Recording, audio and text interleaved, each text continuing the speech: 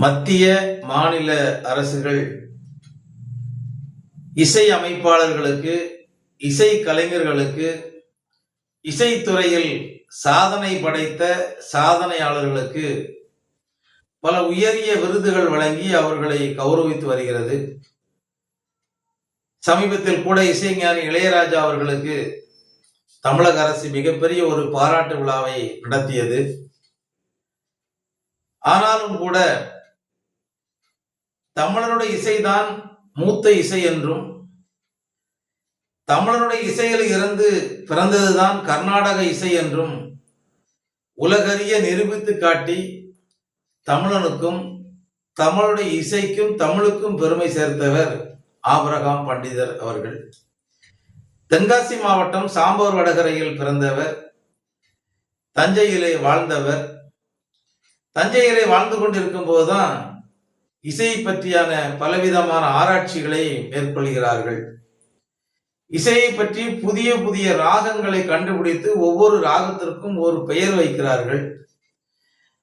புதிய இசை கருவிகளை கண்டுபிடிக்கின்றார்கள். பல வெளிநாடுகளுக்கு இசை மாநாடுகள் இவரை அழைத்து சிறப்புரையாற்ற அழைக்கின்றார்கள். பல நாடுகளுக்கு சென்று இசை மாநாட்டிலே சிறப்புரையாற்றி அங்கேயும் கூட தமிழனுடைய இசைதான் மூத்த இசை என்று அங்கேயும் சொல்லி சிறப்புரையாற்றியவர் ஆபிரகாம் பண்டிதர் அவர்கள். 1916 ஆண்டில் 24 சுருதி யாழ் கொண்ட புதிய ஒரு இசை கருவியை கண்டுபிடித்து பரோடாவிலே நடைபெற்ற இசை மாநாட்டிற்கு தன்னுடைய பிள்ளைகளான மரகதவல்லி பாண்டியன், கனகவல்லி நவமணி இவர்களை அழைத்து சென்று அந்த இசை கருவியை மீட்டச் செய்து அந்த இசை மாநாட்டிலும் கூட பரோடாவில் தமிழனுடைய இசைதான் மூத்த இசை என்று 1916 ஆண்டிலே உலக நாடுகளில் இசையை பற்றி சிறப்புரையாற்றிய பெருமை தமிழனுக்கும் தமிழுக்கும் பெருமை சேர்த்தவர் ஆபிரகாம் பண்டிதர் அவர்கள். ஏன் இதை இன்றைக்கு நான் குறிப்பிடுகிறேன் என்று சொன்னால், அரசு நாடு சுதந்திரம் அடைந்த பிறகு இசையில் சாதித்த சாதனையாளர்களுக்கு பலவிதமான விருதுகளை எல்லாம் வழங்கிட்டு இருக்காங்க. ஆனால் நாடு சுதந்திரம் அடைவதற்கு முன்பும் தமிழுக்கும் தமிழுடைய இசைக்கும் பெருமை சேர்த்த இசை ஆராய்ச்சி செய்த இசையறிஞர், தமிழிசையின் தந்தை என்று அழைக்கப்படுகின்ற ஆபிரகாம் பண்டிதருக்கு அவர் வாழ்ந்த தஞ்சையிலே அவர் நினைவாக தமிழனுக்கு என்றும் எடுத்துக்காட்டாக இருப்பதற்காக ஒரு மணிமண்டபம் அல்லது ஒரு நினைவிடம் கட்ட வேண்டும் என்பதுதான் எங்களுடைய ஆசை.